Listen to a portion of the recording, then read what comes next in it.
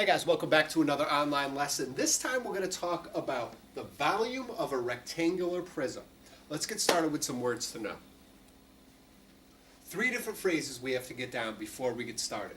First is a three-dimensional figure. What a three-dimensional figure is, it's a figure with three dimensions. And those three dimensions are length, width, and height. Length, width, height. Three dimensions. You probably are thinking when you see three-dimensional, you're probably thinking of like a 3D movie where you put the glasses on and it looks like the creatures on the screen are coming at you.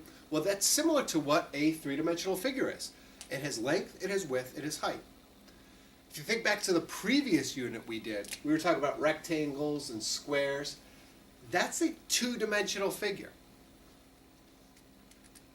It has the base and it has the height. But if we look at this box right here, this is a three-dimensional figure. You'll notice it has length, then it has width, and it also has height. So it sort of has all different edges, and it is three-dimensional with the three dimensions. We're going to talk about volume. Volume is the amount of space inside of a 3D figure. So, if I go back to my 3D figure, if I open my box, and I'll zoom in, right now my box is empty. But if I find volume, that would tell me what can fit inside of this. And we'll figure out how to do that soon. But yeah, volume is just what fits inside. Prism. I use that word to start, and I'm going to use that word all throughout. Because today we're talking about rectangular prisms, but what's a prism? A prism is a 3D figure with two parallel bases that are congruent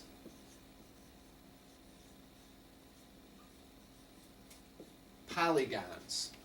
Okay? Gotta think back. What does congruent mean? Congruent is same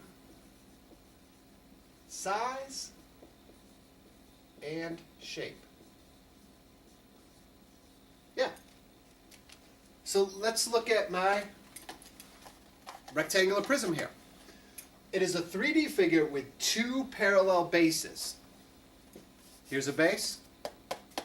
And if I go to the opposite side, here's another base. Notice how they're both rectangles. They're both parallel, meaning that these two bases will just continue on and on. They will never intersect. And it is the same size and the shape. Polygon, just a multi-sided figure.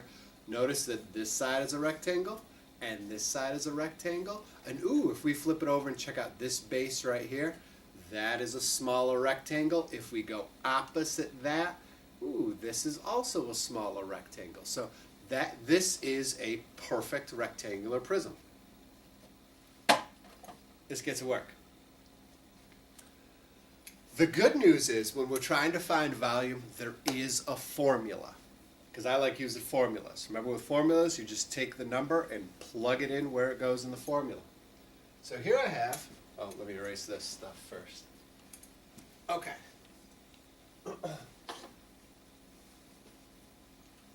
So, in order to make this like 3D looking, I have to make it this way. And typically you're going to see three-dimensional figures done this way because they're flat on paper. But you'll see that there's sides here. And then this part right here is in the background. This is sort of like the back of the box. So typically you're going to see three-dimensional figures done this way. And when we go to class, you'll see them in all different shapes and sizes. But just know when you see it looking like this, it's a three-dimensional figure. Now, let's figure out a formula. Our volume formula is going to be length times width times height. Now let's look. Length is here. You may see it written out like this, like the cursive L. Yep, that's just the length. The width is here. Width is almost like how far back it goes. And then last is the height.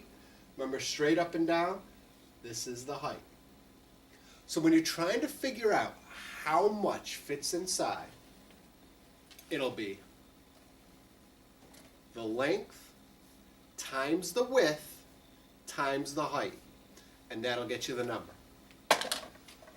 But length times width, sometimes they call that B for the base. So what that is it's length times width. That will tell you the base times height. So sometimes you will see volume written this way. Volume equals base, which is length times width, times height. Make sure in your notes you write down both of these because you will see them back and forth. Just remember that B, that uppercase B, just means length times width. Length times width. Okay? Let's try it. Okay. Here I have the measurements of my box. Three-dimensional figure. And if you remember, volume equals length times width times height. Yes, write down the formula. Get in the habit of keep writing down the formulas.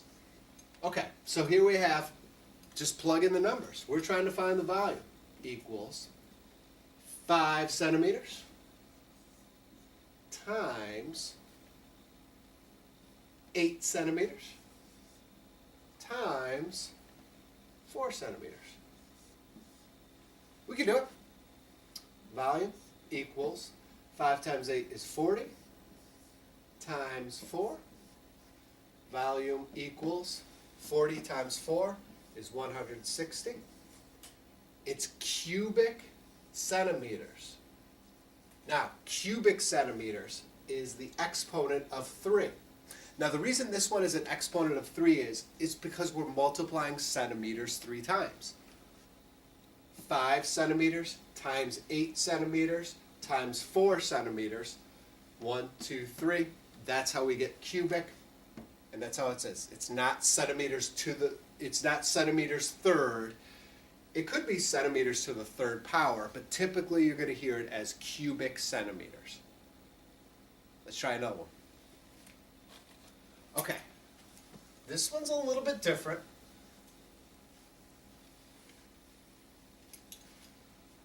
We have our length, we don't know our width, and we have our height. And we're also given our volume. So, my formula, volume equals length times width times height. Okay, let's just plug the numbers in. Volume. Ooh, we know our volume. Our volume is 60 cubic inches, so it's going to be 60. Equals, do we know our length? Ooh, yes I do. 2.5 times the width. We don't know our width. We'll just call it W for now.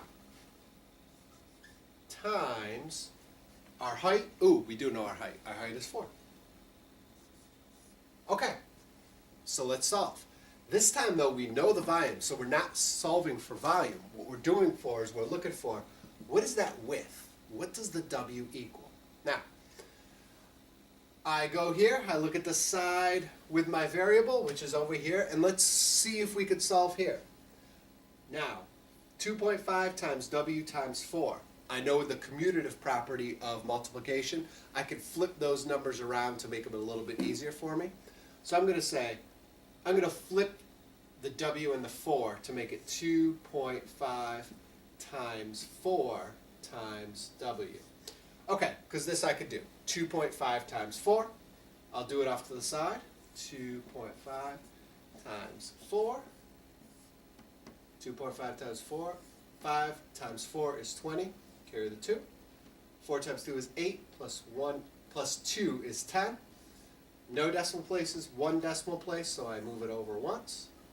And we're left at 10. So it is 10 times W equals 60. Notice I just brought my equal sign right down. Perfect. I go back over here. 10 times W. How do I get rid of 10 times W? I do the inverse. Divide by 10. Divided by 10. If I divide this side by 10, I got to do it over here. Divide by 10. Those cancel. W equals 60 divided by 10 is 6. So therefore, I know that 6 equals W. So I know that my W is 6, and the measurement we're doing is inches.